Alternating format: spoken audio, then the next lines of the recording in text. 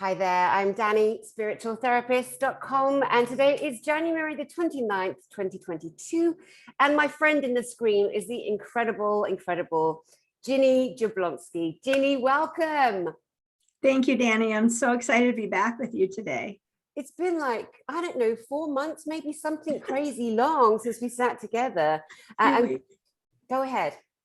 It's been a few weeks, that's for sure. Definitely. I've been dying to get you back on. Well, not literally dying, but definitely really excited. So everyone out there, the last time Ginny and I got together, Ginny Jablonski, we were actually brought together. We met through a mutual friend of ours, Alex Collier, the great Andromedan contactee. And so we hung out and we loved each other, and we made this broadcast because one of Ginny's vast talents is she's an animal communicator, an animal whisperer, an animal healer. She'll go to the animals, she'll touch the horse, and the horse will communicate. And exactly what's happened like last week is wrong with the animal. So please tell the story briefly about the horse that you wrote about, that you had the mum go and take it for an MRI. Oh, the blog you just read? Yeah, just the other day. Okay, I think it was a woman had purchased a horse and was struggling for about a year to develop a relationship, I think over a year. And she had the vet out, she had a chiropractor come, she had a massage therapist come. She had one other animal communicator talk to the horse, and she just couldn't figure out what was going on. And I communicated with the horse, and I'm very claircognizant, empathic. I have all of these skills. And I said the first tooth behind the bottom bar. So in horses, they have teeth in the front, then they have a bar where the bit sits, unfortunately, and then they have their hind teeth, the molars. And I said, it's the first tooth behind the bar on the bottom right. You have to have a dentist, an equine dentist, come and do x-rays. And no matter what they say, there is something wrong with that first tooth. So she was, I think, in Maryland. She had an equine dentist come and they did some pain tests. And I think what you read was probably her testimonial, right? And so her words were that he did a pain test in the TMJ and said, yes, this horse does have TMJ pain, and it's very rare, and this horse really does. And I recommend a steroid injection. And she said, well, that's all well and good, but can you please do x-rays? And he said, it's a waste of money to do x-rays. There's nothing wrong with this horse's teeth. And she said, please do the x-rays. And I'm so glad that she pushed, because years ago, I've had many veterinarians beg me off of doing things that I wanted to do that would have given us further information. Well, lo and behold, they did the x-ray, and the root of that first tooth was necrotic. Yeah. Of course. So, and then what the dentist did was a specific pain test at the jawline for that individual tooth. He didn't go through and test all the teeth previously. He just sort of did TMJ pain test. And sure enough, so the mare was able to have surgery the next day. I've had many experiences like that physically, demonstrating. Now, I don't bill myself as a medical medium because I don't have extensive medical knowledge of the biological functions of a horse or a human. But what I can often do is provide information where pain exists or where inflammation, etc. My own little dog yesterday was in for emergency surgery because the morning before, when I woke up, I saw inflammation and a lot of blood, and we immediately took her to the vet. And there wasn't really any signs or symptoms of anything being wrong other than a little bit of disorientation. She was eating, she was going to the bathroom, but I saw a vision of copious amounts of blood. And so they did an x-ray and they saw what they thought was evidence of hemorrhagic gastroenteritis, which basically meant she probably ate some cat poop or something and had a bacterial infection and could have had a little bit of blood loss from that. And I said, please do more tests. Please do an ultrasound, because somewhere she is bleeding. And if we don't find blood in the body cavity, then let's do an MRI on her brain because she is bleeding. they did the ultrasound and found a tumor on her spleen that was bleeding out, and she had lost a lot of blood. And the only way to know that would have been to do that ultrasound. So did I know that it was a tumor on the spleen? No. But I knew that there was a tremendous amount of inflammation and blood loss. So it can be helpful when veterinarians can't figure out what's wrong, you know? Definitely. And so for our audience, the beautiful Tala, you know, Ginny's dog, she's fine, she's home. She came, I can't believe it. Wasn't sure whether we were going to be able to, you know, because I know it upset you dearly. Of course, this is your baby girl.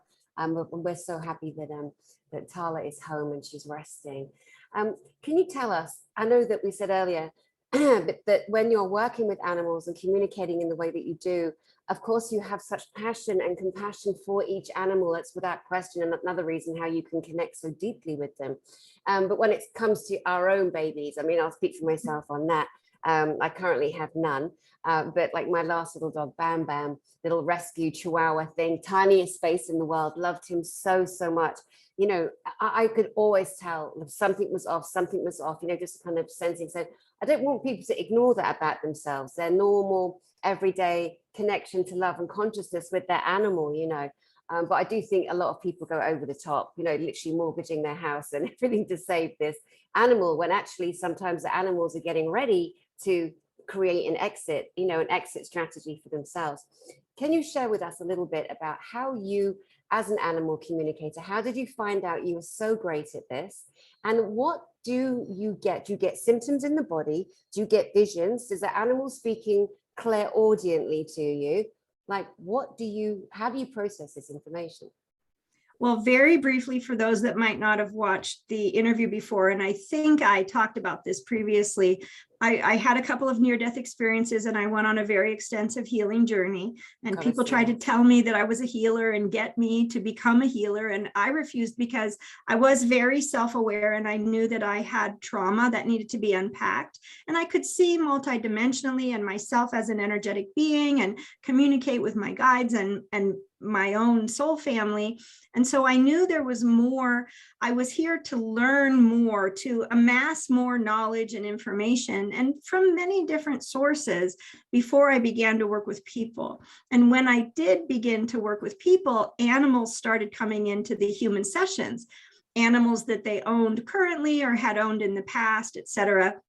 And it was always different. It was either I'm here to give you a message, or I'm here, let's talk about your life and put you, the human, under a microscope, or can I please have some healing, whether it was a living animal or an animal that had crossed over in spirit. Over the years, I've definitely developed and honed and focused on fine-tuning all of my abilities, my sight, my hearing, my knowing, my sensing, my feeling, the prognostication, all of that. I've really fine-tuned it, and I've put a lot of boundaries around my work, based on things I've seen other people do on my journey and that I didn't want to emulate. That was a wonderful education. And so the way I work is I first set an intention that I am in service to the soul, to the purpose and mission of the soul. And so if the human or the animal in their conscious mind is not meant to be aware of something, then I don't see things that I am not meant to discuss. I'm only shown, I only hear, I only know the things that are the priority of the soul for the human or the animal to be aware of. So yes, I hear, yes, I see, yes, I feel. And my strongest gift is the most refined, most advanced gift, which is the claircognizance, the knowing. Yeah. So I might be able to say, you know, there's a pink elephant in the room and she is 10 feet tall and 4 feet wide, but without even seeing it, just the knowing, the direct knowing. And that is a level of interpreting the data and information, whether it comes as geometry, color, emotion from another soul, it's interpreted at my higher self level and brought forward. So beautiful. I do want to say to everybody that comes to watch this broadcast with Ginny that we recorded another broadcast a few weeks ago, as we mentioned earlier. And it was so full of just Ginny's journey, her discovery, and right now where humanity is, all of us are coming to understand that we're all incredibly magnificent beings. You know, you guys might watch someone like Ginny and say, oh my God, I wish I could do that. I wish I was like that. Well, there's a reason why you're watching this. We all are very, very similar. We all have the same access to all of the abilities. We are amazing human beings. So Ginny's journey, the first broadcast we did, it was all, I think it's called the Animal Whisperer, Animal and Soul Whisperer, Ginny Jablonski, on my channel, Danny Spiritual Therapist. So go back and look at that, because in it, she describes her horrific illness after being a security, she's like a James Bond, you know, she's Jane Bond. And then ended up being injured. She was looking after like the spoiled Arabian dynasty royalties, yeah. And she tells some of those stories, really, really interesting. A part of the world that most people will never get insight into, but you share it in that broadcast. And then you move on to how your body suffered so chronically after injury.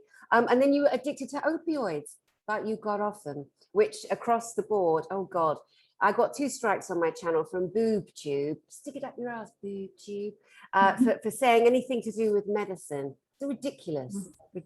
Okay, but anyway, guys, welcome you. It's still up. The Nazi Party haven't taken it down. Please go ahead and enjoy that. Anyway, so I'm so keen for everyone to gather the full breadth because of you, Ginny, and also for themselves, and follow the journey of you, because it's a bloody fascinating journey that's allowed you to splinter off into more of your gifts. And then when we've done this part we're doing on the animals, we're going to do another broadcast just on the aliens and the extraterrestrials and people like Vivian Chavot, who we both know, who's my beautiful Arcturian friend, who I did a broadcast with yesterday. So much to share with Ginny Jablonski. It's wonderful, wonderful. Okay, so returning to the animals and continuing in that vein, what would you like to share in this moment to help people connect to their animals? Oh, well, I think our own inner healing and self-awareness and self-responsibility is so key, no matter what we want to achieve as a human moving forward into the homo luminous being that we are destined to become. We all, for the most part, I think we all have these gifts, this programming within our DNA. We've all been limited in various ways from developing those gifts, not the least of which is our hearts just being shut down. And I will quickly say that I did for a couple of years attempt to teach some animal communication courses, and I stopped doing that because I will teach it now, but only to people that go through self-awareness training with me and learn about themselves as an energetic being. For example, I will quickly say that I went to do a guest lecture at a group, I was told a very advanced group of people who had been together for 2 years, working together once a week. And my job was, they felt kind of stuck and that they needed the next level. And so my job was to come in and help them see what was holding them back. And the first question I asked was, would you like to do some self-awareness training? Which one would think self-awareness training is sort of happening at the beginning. And they didn't know what I meant. And so I turned to a woman and I said, how are you doing? Well, right away, I saw that this particular person had a block in her right foot, which was preventing her from bringing earth energy up through her foot. And I said, how are you doing grounding? Oh, I go to ceremonies all the time. I call in these, masters or that masters. And I do this and I do that. And I said, you didn't answer my question. How are you doing grounding?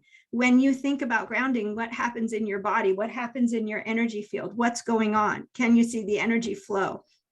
Are you communicating with the consciousness of your body? Are you communicating with the consciousness of your energy field? Are you communicating with your light bodies, right?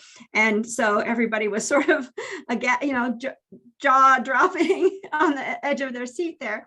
And so we did a couple of sessions on me taking them through exercises that would help them become more self-aware and develop communication with their own self, because what was happening is that I think some people get caught up, as the Hindus or the yogis would say, in the spiritual glamour of psychic senses, and it can be very alluring. It can be very interesting and a lot more fun to play with the light and to play with our abilities than it is to dig very deep and do our own work, right? And so what was happening when I was teaching beginning animal communication classes, people just weren't clear, they weren't grounded, they weren't really talking to the animals, they were talking to maybe beings in their home, or beings, animals had energetic cords or attachments into them. Oftentimes animals do have disembodied beings or people who have died but haven't fully crossed over attached to them, just the same way humans do.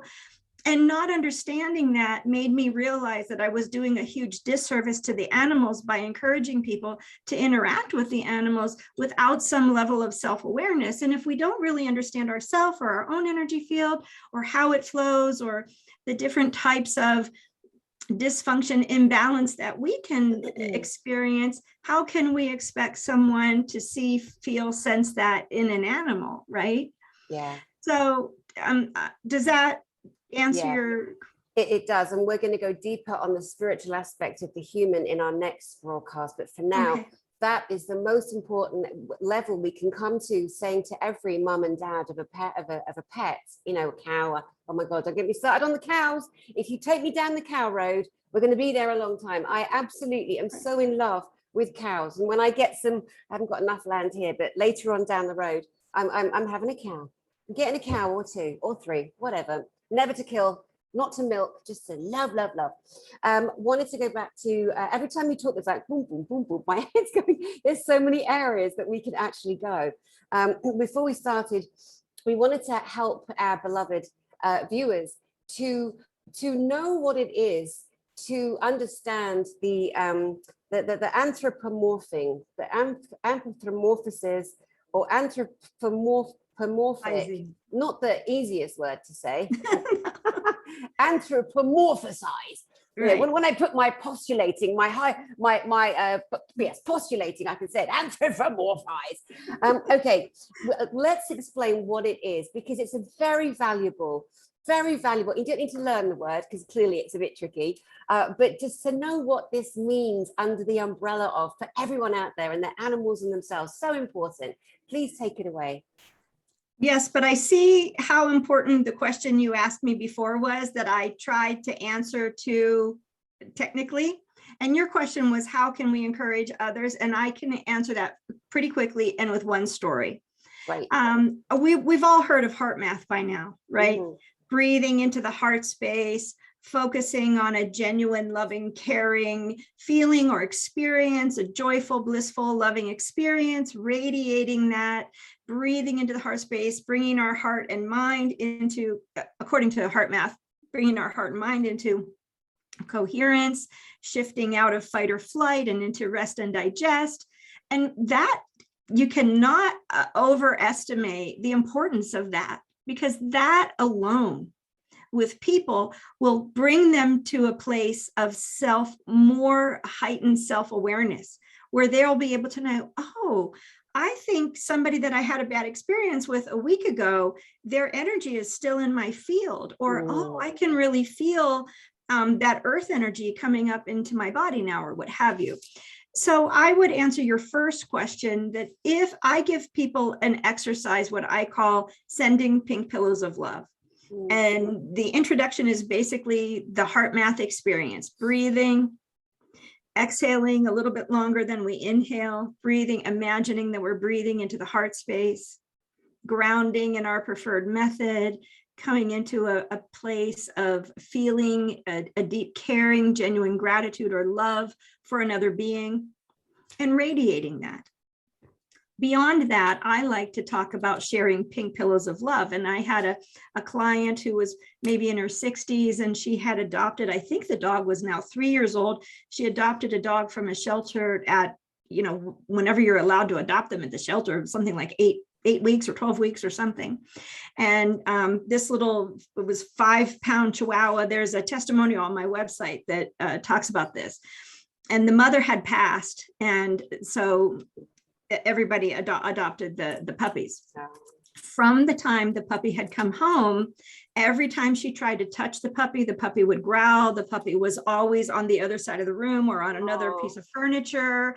And 3 years she had this puppy trying to develop a relationship. Oh my God. And I said, well, let me give you, this process of breathing and grounding and centering into the heart space.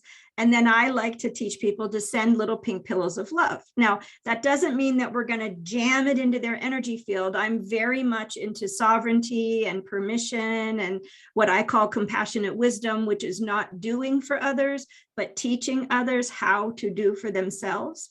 And so what I like to teach is imagining that we can create with our love a little pink cloud, a little pink baby blanket, a little pink pillow of love.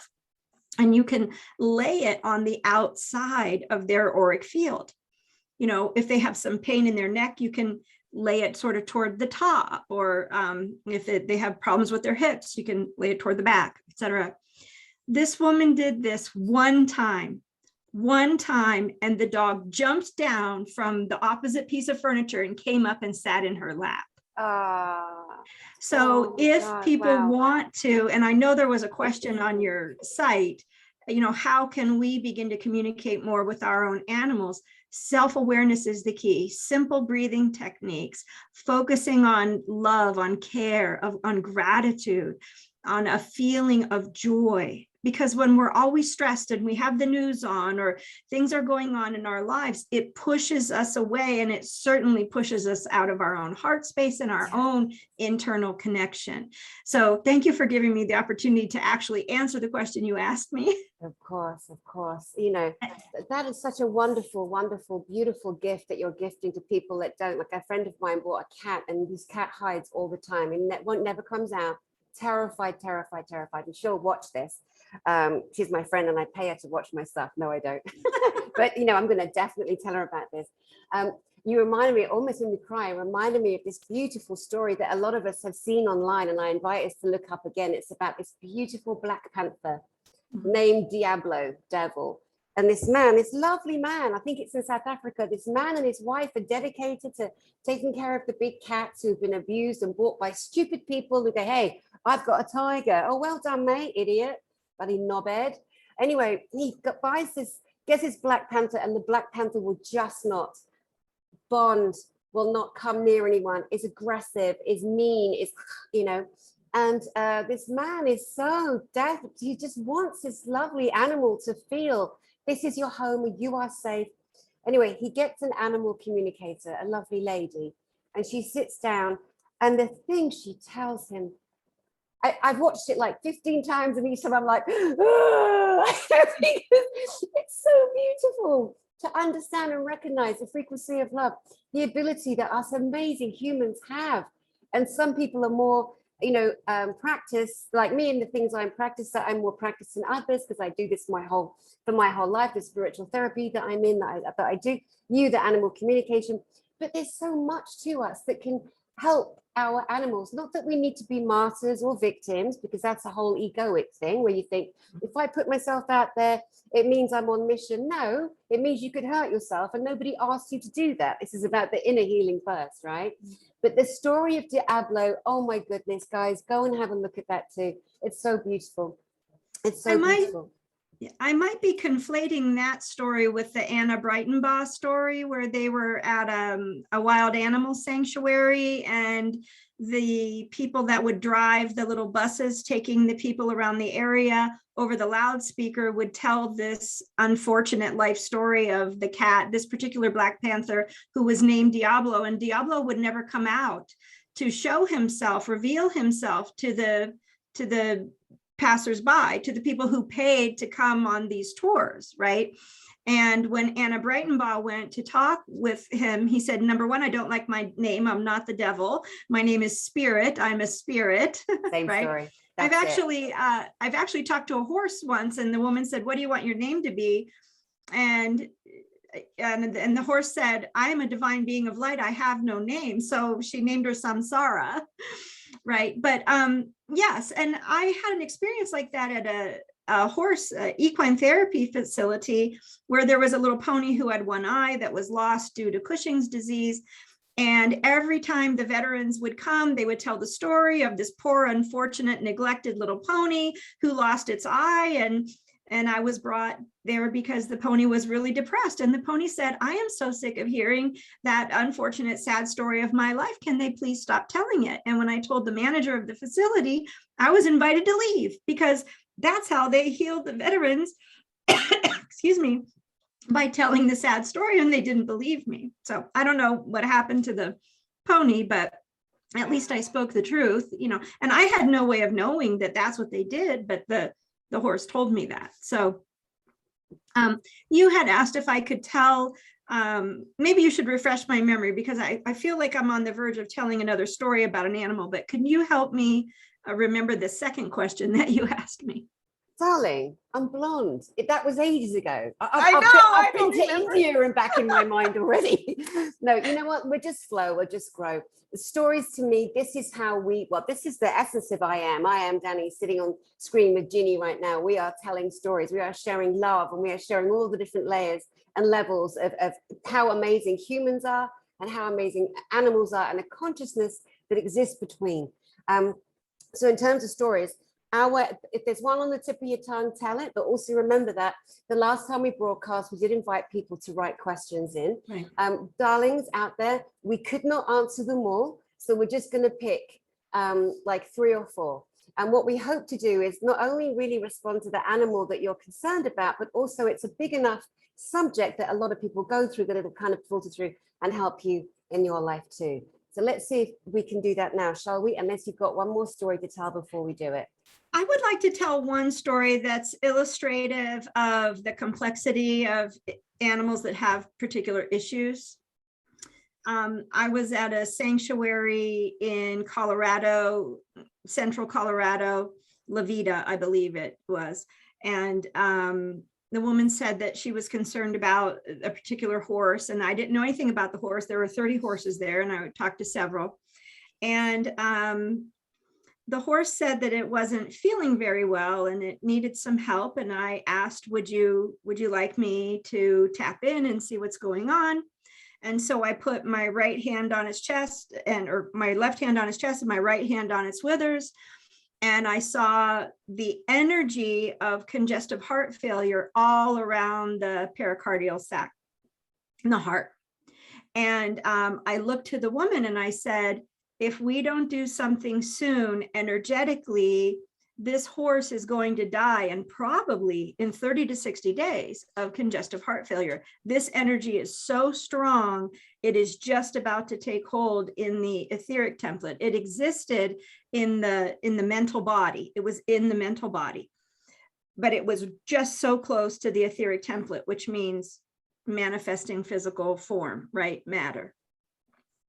And she turned white as a sheet, dropped her jaw. And I said, what is it? And she said, I just got this horse in 30 days ago. He belonged to, and I won't say, he belonged to a man, but it'll be too much information if I say what the man did. And the man is now dying in the hospital of congestive heart failure, and he has only days to live. And so isn't it interesting that the horse has this energy of congestive heart failure in its mental body? So I asked the horse if it would like to release this.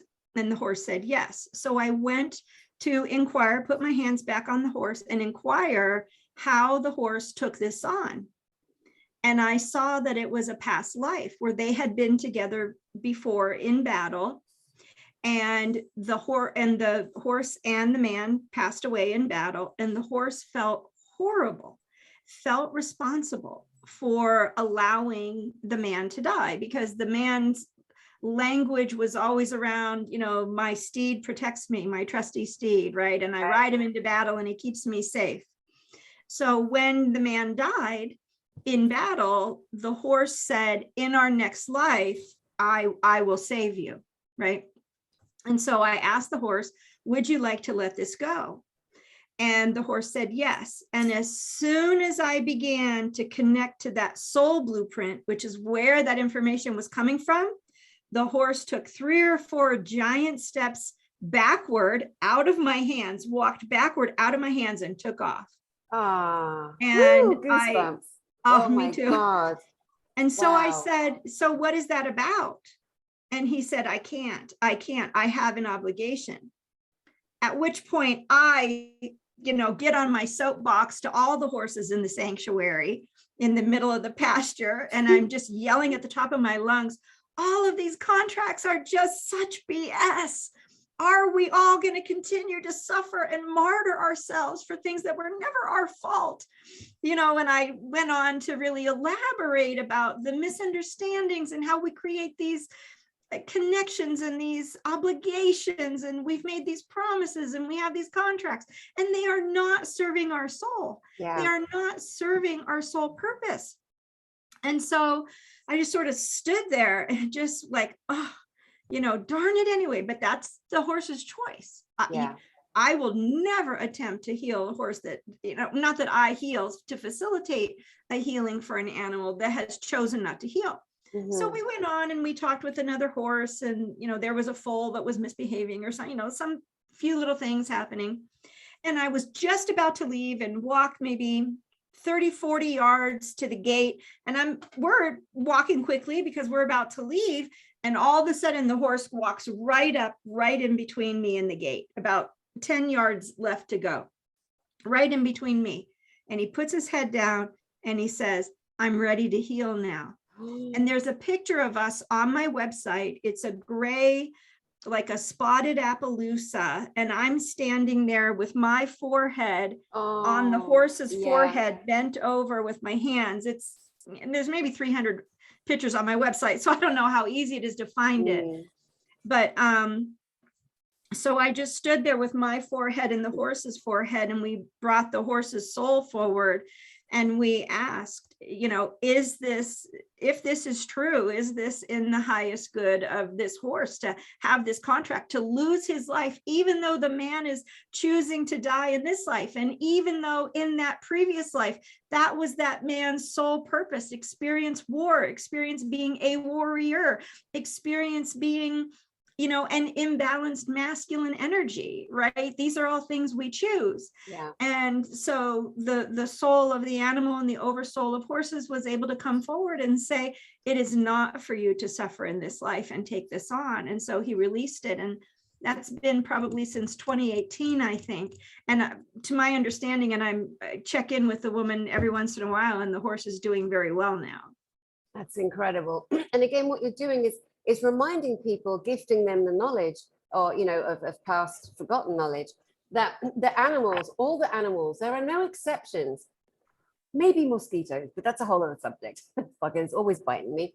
Anyway, every being has a soul, and you're talking about an oversoul. Every person, human, has a soul and an oversoul, a higher self, etc. It's all the same, just in different frequency of language and physical form. It's just incredible. We're going to go to the questions now for the lovely people that wrote in last time. And I also want to say something. This information is so beautiful. It's so important. And I'm in Costa Rica, guys, and it's so hot. I can't even tell you. I am melting. I've got a fan and everything. I'm drinking ice. I'm wiping ice on me because I don't care. If you want to get messages out, just do it. Don't worry about having a YouTube channel that's got to be this and that. Nobody cares. And if they do, that's not your audience. And people say, oh, what are you wearing? Why are you wearing your shoulders? Because it's hot and I have to wear something, right? That's my answer. So don't get distracted by my antics on the side. People keep commenting like, why? Go away, stop there, go away. This is amazing. What you're sharing is mind-blowing. It doesn't matter that I'm melting from the heat. So what? Okay, how do we get to the questions? Because you need to feel the energy frequency. Right. Can you see them where you are? Right, so what I'm doing is I'm hopping off the video And I'm going to go to your comment section on the last video we did, and I'm going to look at the ones that were posted the day, the people that were watching live, and focus on those questions first, if that's okay with you. Of course it is. Now, if we lose each other at all, we'll just text each other. Okay, so I might just put this on pause. So if it's a bit choppy, guys, it's all good. We're going to get to your questions. Now, Danny, how would you feel about, I like to do a little bit of an invocation before I work. Would you be okay with that? Or would you prefer I turn off my mic for that? No, please, let's. And again, let's share with everybody who's got their own beautiful animals. This is all about sharing, please. Okay, all right. So for me in my work, my intention is that I am in service to the soul of the animal and the soul of the person, and that I will only see and bring through what is beneficial for them to hear, to know, to feel, to see, etc. And so the way I work is I communicate with the energy, I communicate with the body, I communicate with the soul, I communicate with the guides. I determine whether the animal is communicating with their own guides or they're disconnected through some trauma, which has really sort of shut down that etheric connection through the heart center, etc. And the way I like to begin all of my work is through an invocation that is called the Great Invocation, but I sort of make it more simple. I try not to be too grandiose in my work or use very flowery language. So this is a very simplified version of the Great Invocation. Beautiful. As we ground into this space together, breathing in through our nose and out through our mouth, grounding into our bodies, bringing earth energy up through our feet, and life force energy down through our head, focusing on that golden light, the heart center right at our sternum, inviting our highest selves, the highest versions of us of love and light, our guardians, our team in spirit, our supportive spirit guides, and asking our oversoul, some people like the language higher self, monad, whatever, to be present with us today. From the point of light of all Christ consciousness, and from the mind of the Creator, allow light to stream forth into the minds of humanity and allow light to descend on earth. Life force energy down through our head, earth energy up through our feet. From the point of love of all Christ consciousness, and within the heart of the Creator, allow love to stream forth into the hearts of humanity. Breathing in through the nose and out through the mouth. May the Christ consciousness fully return to earth.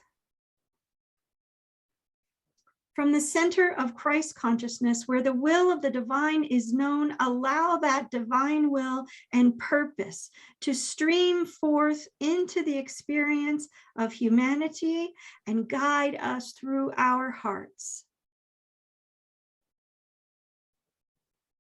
From the center of the consciousness of humanity, allow the plan of love and light to prosper, and may it help us all transcend into higher levels of awareness, allowing love, allowing light, and allowing divine will to flow through us and restore the most benevolent plan on earth. I call on the blue light of clarity, the golden light of grace, the purple flame of transmutation, to guide us in this conversation for the greatest good of all. And so it is. So it is. All righty. Let's see here. A lot of people did ask questions. Yeah, of course they did. To get somebody like you that's available, it was amazing. And again, sorry guys, it's just not possible. With Ginny, you know, her time is precious, as is yours, so we're going to do our best. Can you hear that noise outside of the house here? Yes. Okay, I'm going to actually, gosh, who wants to work on a Saturday? Let me pause. It's fine. It's, don't worry about it. Okay, this is going to make the house hotter too, so I might actually melt on screen for the first time for real, for proper. All right, darling, let's continue.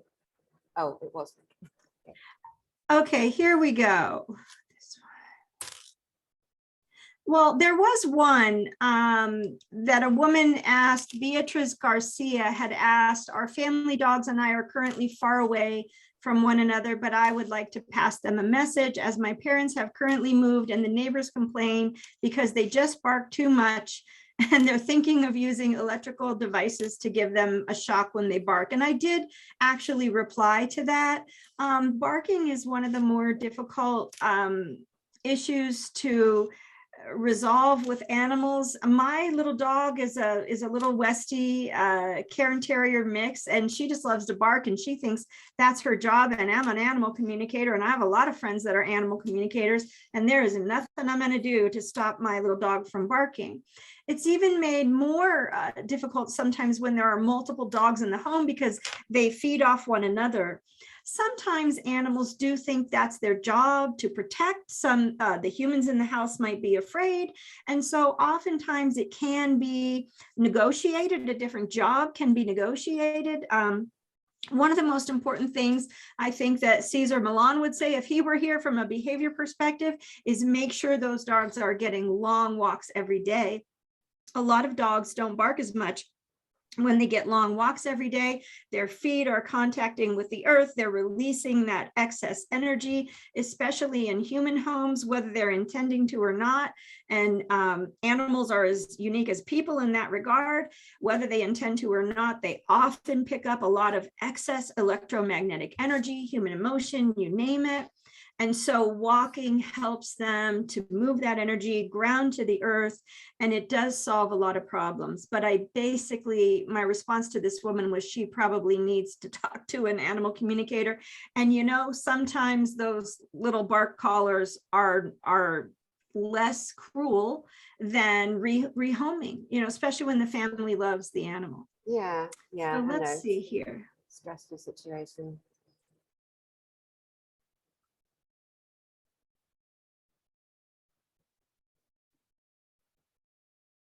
Oh, goodness, I'm not finding. I knew there were about 6 or 7 questions.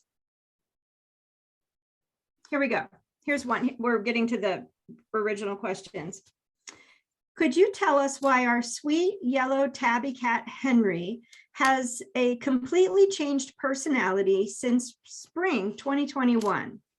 He used to be quite mellow, laid back, affectionate, and now he loudly and angrily meows all the time. He's very demanding and skittish and often comes home bitten and scratched up. So this is one from the very first, from the live. So let me see here. So Gisela asks about Henry. So here we go. So I'm asking if I have permission to talk to the cat, and I get yes. And she did say yellow tabby cat, so I want to make sure, because sometimes other animals will come in and try to talk to me and be, hey. I'm not feeling well lately. And some of my grumpiness can be attributed to a lack of energy and lack of tolerance for new situations, new people, and new energy. He's definitely not communicating with his guides.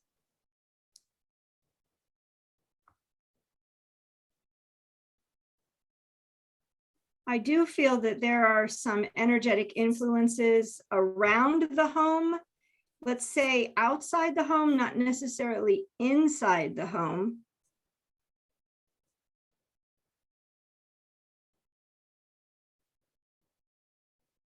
And what is it that is influencing Henry that he is not communicating with his guides? And I know, Danny, we did discuss keeping this a little short, so. It's all right, take your time, darling. This is more important.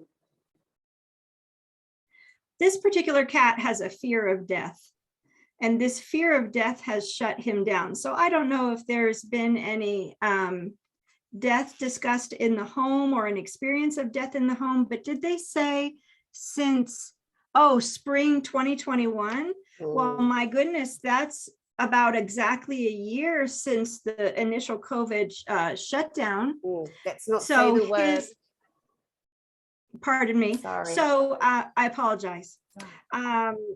So he has this cat is experiencing a fear of death, and this has prevented him from communicating with his own guides. So, and it is his.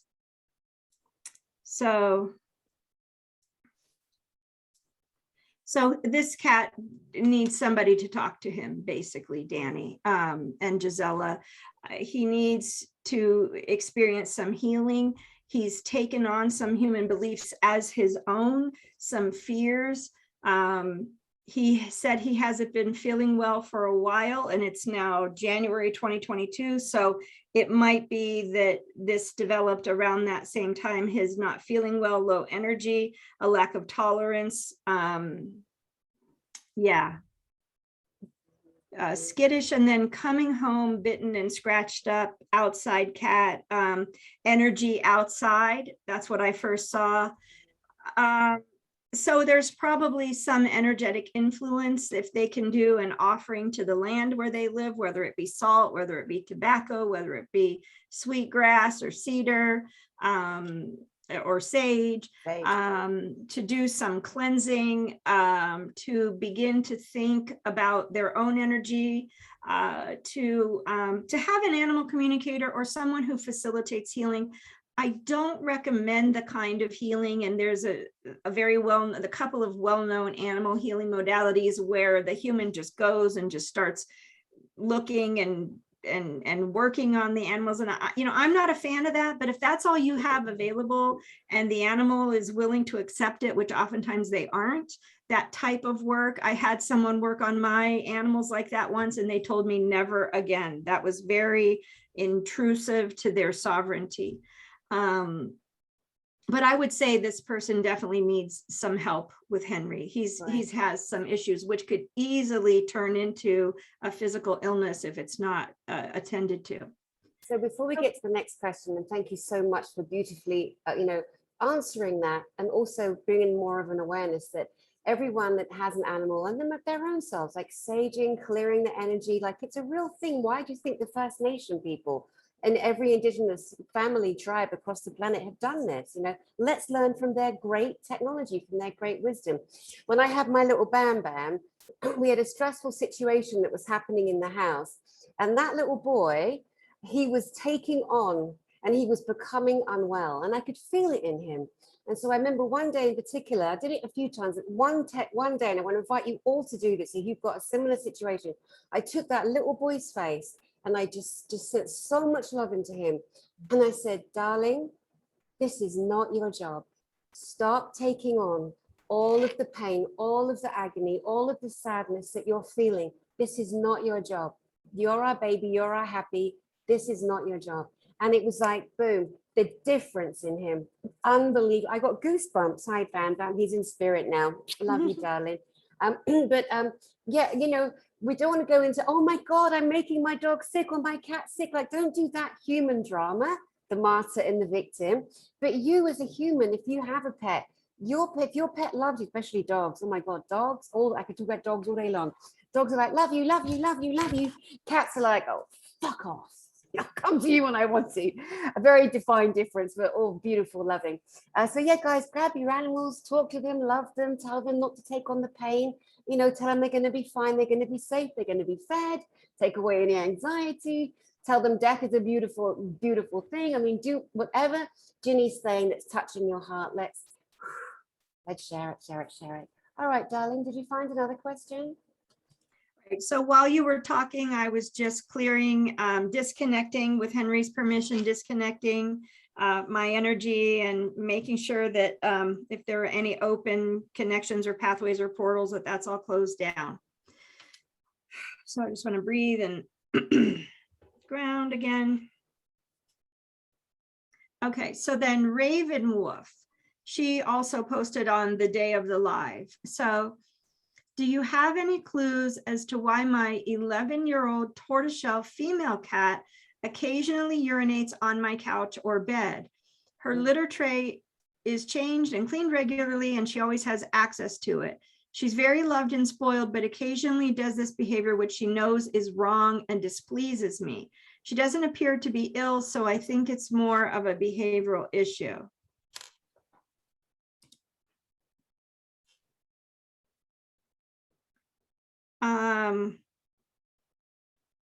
She didn't give me a name, but Raven Wolf, and that's not even a person's name.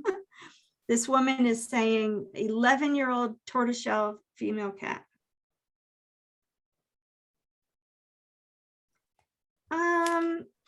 I think the cat is saying the woman might be some kind of a healer or have some energetic practice, which the cat has strong opinions about.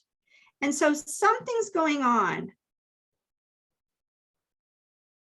I think the cat is trying to tell the woman that the woman has energetic attachments.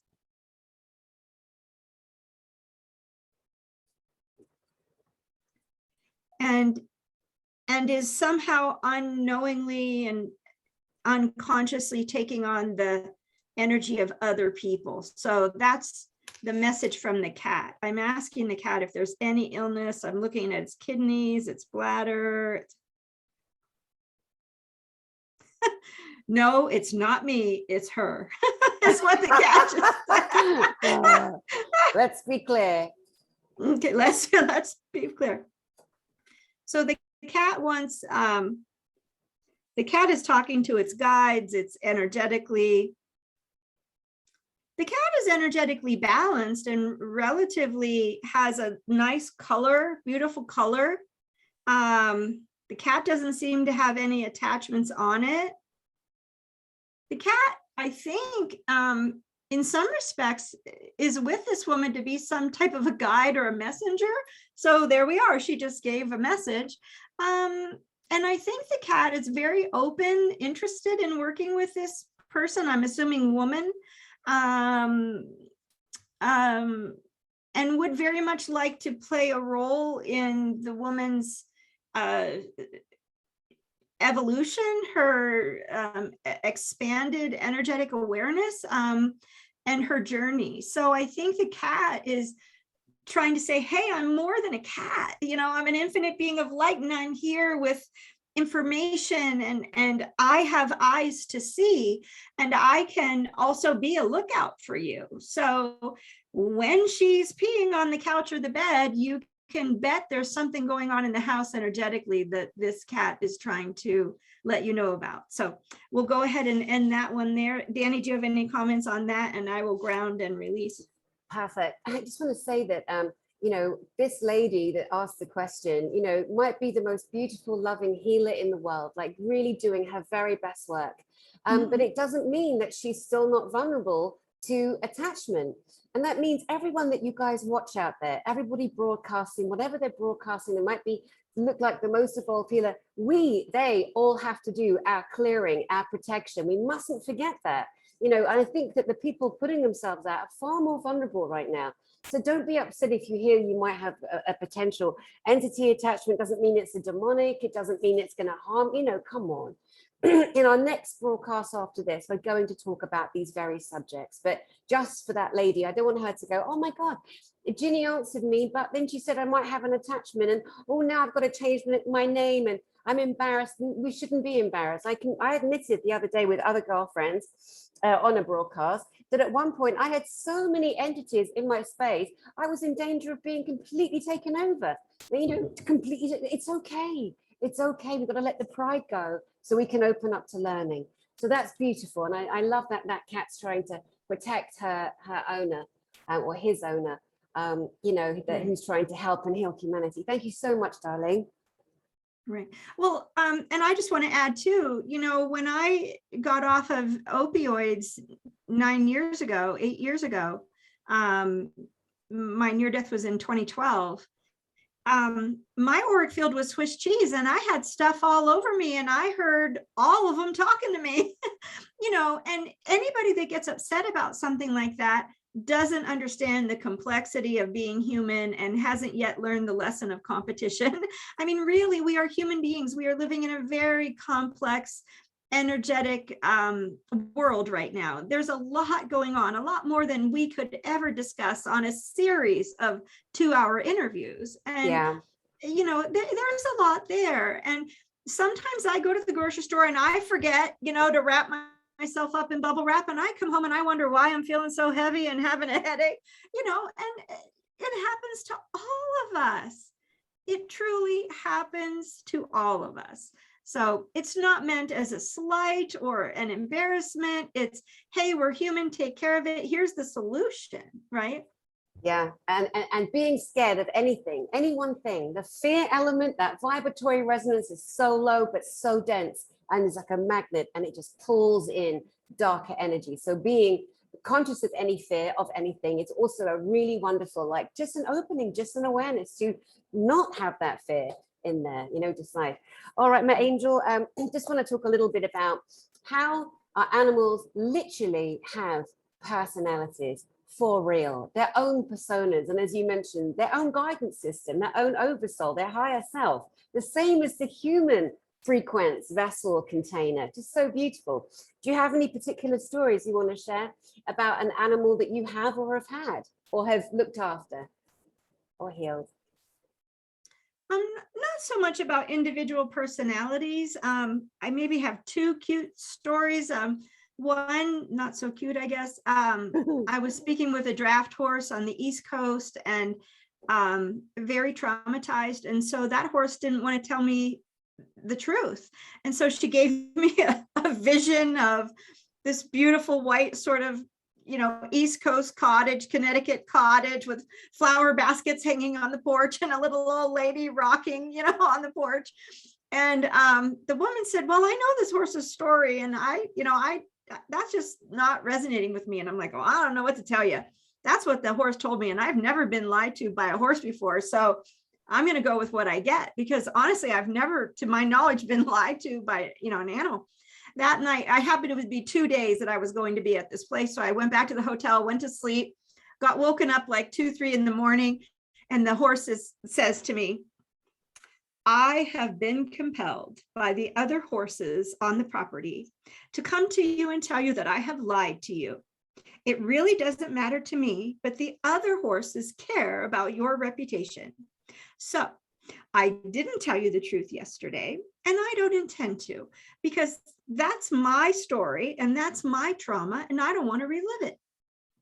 And I said, fair enough, but can you tell me anything at all that will let this woman know when I talk to her tomorrow that I'm actually talking to you? And she said, all I can tell you is that I want to live here forever. And I said, okay, I'll give her the message.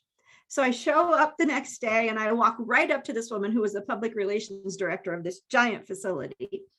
And I said, I'm so sorry to tell you that you were absolutely right. The horse did lie to me. It came to me in the middle of the night, and it was compelled by the other horses to correct itself so that I wouldn't look bad. And she gave me a message, and she said she wants to live here forever. And the woman goes, you are talking to my horse. And she and I said, how do you know that? And she said, because every day I tell that horse she will live with me forever. Oh my God. I said, okay. And then another personality thing, I have a couple of clients that are like rodeo champion, Grand Prix, hunter jumper, $200,000, $300,000, $400,000 horses, And I had a client in Texas who was an NFR rodeo champion horse and rider. And this particular horse was also an NFR rodeo champion. And she asked me to speak with the horse. And we spoke to set the appointment. She said, I have 2 horses I want you to talk to. Can you do both in 1 hour? And I said, normally I don't, but in my mind, I'm like, this woman's a champion, I'm definitely going to accommodate her, because that will help people in that industry, get the word out that this is real and true, and it can benefit, animals so much. So I said, I'd be willing to talk to 2 in an hour, but my experience is that the animals prefer to have that time for themselves because they might not ever get a chance to talk to you again. So let's ask your animals. So she said, okay. So we asked the first horse, and the first horse says, oh yeah, I'm good with 30 minutes, no problem. And I said, okay, so we'll talk to the second horse. And the horse goes, nope, I'm going to need the full hour. And I said, okay.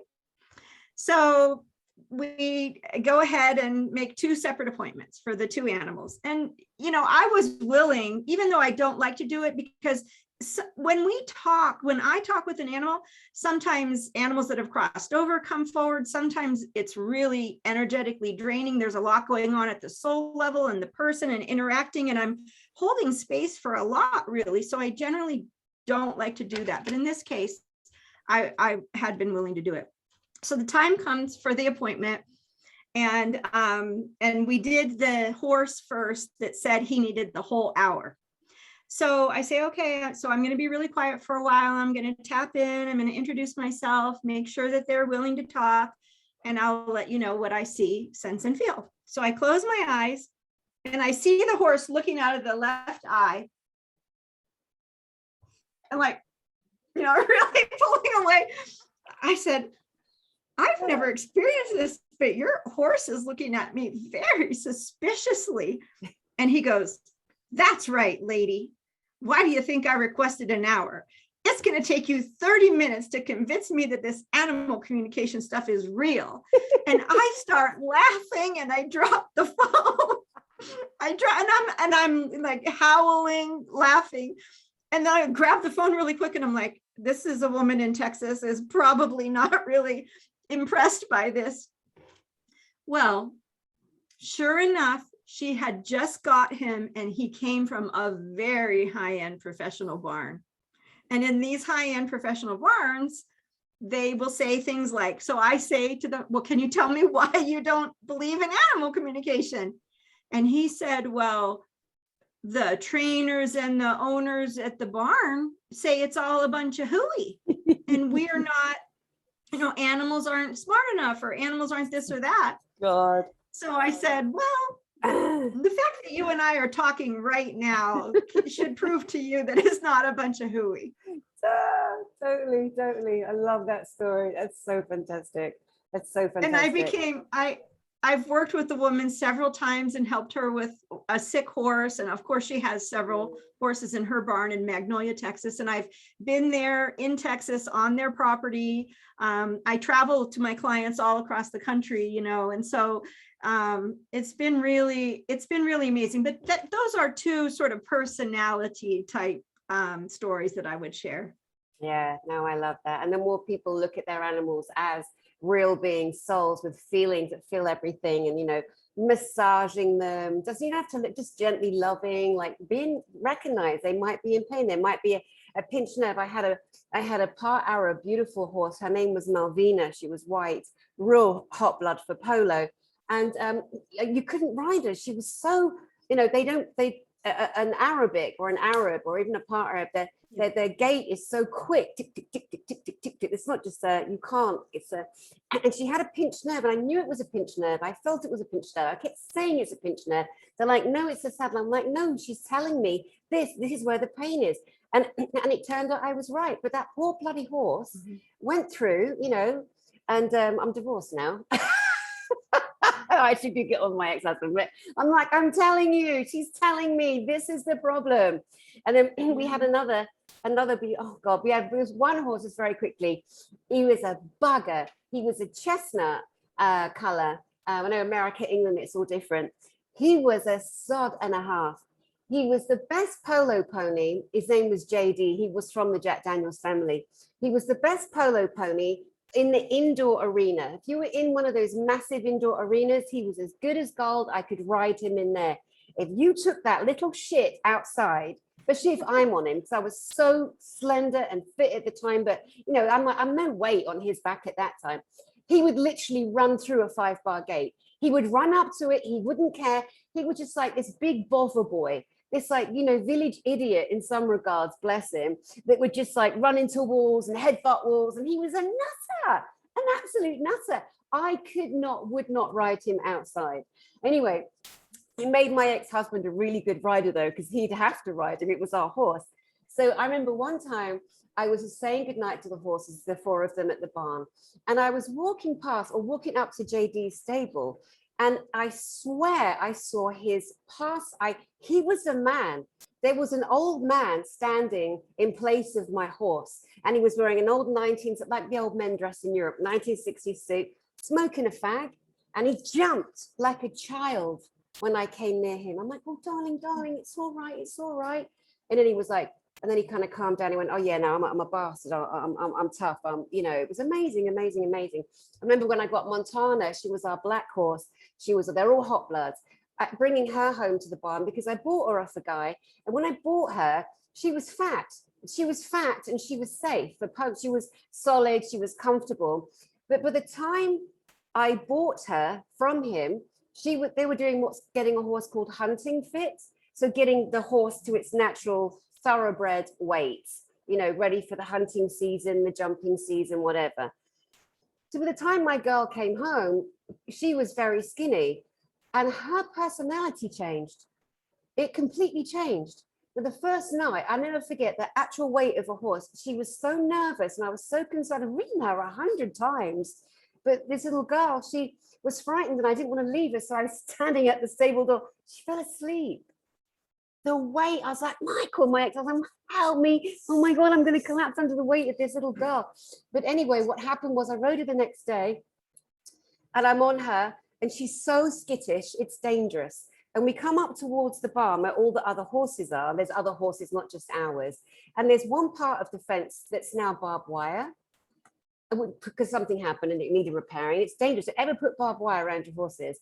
And I swear to God, she communicated to me, I'm going that way. And I'm like, no, and I'm pulling her up, no, Montana. And she's like, I had to pull her up, really speak firmly to her all the way home. I got back, I jumped, said, Michael, this horse is something we can't keep her. We can't keep her. She's going to kill herself here. And it was so right. She ended up going to a farm with children. They let her put her natural weight back on. She became the beautiful donkey that she was happy. You know, people that buy these horses, oh, it's a hot blood, oh, it's a thoroughbred, let's work it, let's polo it, let's this. I quit polo literally after that. I'm like, I can't, it's too much, my own personal opinion. But anyway, just again to share these beautiful stories that hopefully resonate with you guys out there in understanding different personalities, how they can change from dropping weight, from going on a diet, all these different things that we don't always think about until we hear a story that opens up another level of awareness in us, right, Ginny? Well, with that particular mare that you're talking about, I was definitely getting fear of starvation. So many horses have a memory, especially horses that come out of kill pens these days, you know, and there are tens and tens and tens and tens and tens of thousands of horses every year that have these experiences. And they are literally around horses who see the picture of the people that work there, of them traveling to Mexico or wherever, being flown to wherever in Asia to be slaughtered for meat. And so they have this fear of humans and fear of starvation. And but each soul, each horse that I have experienced is just as unique as any human I have ever experienced. And for those who promote the idea that all animals are a collective animal soul and do not have unique experiences or past lives, it's not true for every animal. Is it true that every horse I talk to or every dog I talk to has past lives that come into my awareness? No. But I have talked to a dog that is a very high level, ancient master soul who says, I remember being a water buffalo and a toucan and, you know, and I've been this and I've been that and I've been here and I've been there. And every once in a while, an animal will be a human soul who is living out karmic consequence for horrific abuse of animals in a past life. or because they think they're going to get a break from human karma. And this is one of the ways that horses especially have gotten karmically entangled with humans through obviously their use in domestication and the industrialization of the world and all of that. There's so many different reasons for everything that it's really hard to say there is any one ubiquitous truth. The most ubiquitous truth I'm aware of is that we're all different and we all have a unique story, and you never know what it might get. And every single time I work with a human or an animal, the way I know that I am experiencing their truth is I have never heard that before. I have never seen that before. This is completely new to me. Let's see where this goes. And to be anything else is disingenuous at best. We're feeding in through our rose-colored belief system glasses or the distortions within our own chakras, etc., to not honor these souls. Many horses are at the third, fourth, I've even met fifth dimensional consciousness level. And I've met a couple of dogs that are very, very deep into third dimensional martyr victimization archetypes. I've met rarely, but I've met horses, not so much dogs or cats, but horses who are actually in archetypal patterns and programs because they are on a very rapid evolutionary process. But it's different for each animal. Now, granted, my website allows people to self-select. And so if they don't resonate with me, they're not going to bring their animal to me, right? So those people who have, as they say, eyes to see and ears to hear, or who are open, will come to me. And almost always I tell people, wow, you have gifts that are, or a soul or a story or experiences that are very similar to mine. And I don't mean to limit anybody by saying that, and I say that always, that you are a magnificent being and you are here with me for a reason. I love it. So can you, in closing this particular broadcast together, which we tried largely to focus on the animals to assist the beautiful viewers out there and for them to be empowered in themselves and their animals, could you end with explaining the kind of services that you do offer? And of course, I will put your website underneath. It's funny, people sometimes in the comments will say, how do I contact this person? All you need to do, guys, is go up to the title and just look inside underneath, and there's always information. That's where we all put our websites of the people that we play with. So I'm sure they're always there. So please share, because you're just amazing. I so admire you. Well, thank you, Danny. And I've watched your work and listened to many of your interviews and heard of people interviewing you and working with you. And I'm a fan of your work as well. So thank you for that. Oh, thank you. I work with people and animals pretty much the same way. I think I'm a little more clear with animals and a little softer with humans, because animals don't get to talk, right? Generally speaking. And often they just don't have choices. They don't get to make choices because they are at the effect of the humans around them. And so I often, for example, your Arizona can't stand the heat, and who's just miserable, really truly can make a choice to be okay in the heat if the trauma is cleared, if they are able to manage their own energy. And oftentimes, if I mention that, to an animal, sometimes they'll show me like a 100 jumper course, right? And in front of all the fences are just piles of laundry. Well, that's their trauma affecting their nervous system. So it's not as easy for them just to make the choice, let's say, to be happy or to be okay in a certain geographic reason or climate, etc. So the way I work with both humans and animals, and again, I do treat the animals a little differently because they don't have as much choice, is to share only what is the priority of the soul. So, yes, I can talk to the body. Yes, I can often see in the body what the soul allows me to see. Right, right. So My important. experience in working with healers in the past and paid a lot of people just, oh, I know what's wrong with you. And they would go and take something out or move things around. And by the time I got to the car, it came back. Because there was something else that was a priority, because they weren't talking with my soul. They weren't in right relationship with their own soul, right?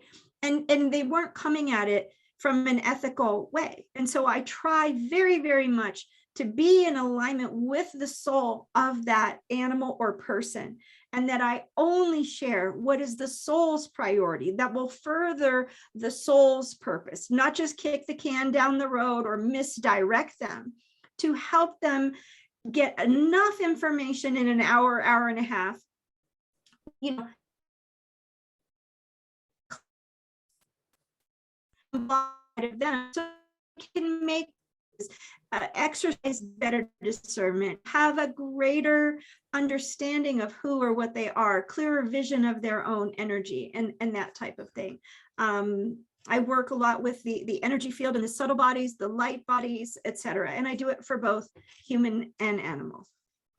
So beautiful. The internet went a bit wonky donkey there, but hopefully they've got everything. But what we'll do is, obviously, like I say, everyone out there, you can always look at these beautiful ladies, you know, and you do in-person visits, of course, if it's not 1,000 million miles away, and that's obviously between you and the person that contacts you. But you can also do remote communication too. Yes. Primarily, I mean, certainly in the last couple of years, I haven't traveled near as much as I used to travel. I would be home anywhere from 2 weeks to 2 months out of a year, whereas now I'm home 10 months out of the year. So yeah, but your husband's happy. He is, actually. I call it, not to say the name of the, you know, but the bovid, sounds like bovid blessings. So many blessings in this time of perceived trauma. All right, Ginny, darling, I'm excited to do our next broadcast, which we're going to discuss a lot of entities, attachments, aliens, extraterrestrials, hauntings, that kind of subject that blends into every kind of subject right now. So I'll see you in the next broadcast in a little bit. To you guys out there, I really hope you've enjoyed beautiful Ginny Jablonski. She is so beloved. She is just, I love all the broadcasts that I do, but there's something about this lady. She's got this access to higher consciousness. I truly believe that. I feel that when I'm talking to her. And I think that some of you will just get so much value from listening to the things she's sharing. And the way she's so humble and kind and sweet and not intimidating, again, is, you know, really, really important at this time, just to see regular everyday girls just like us. We're doing our thing. So I send you all my love, and I'll see you soon.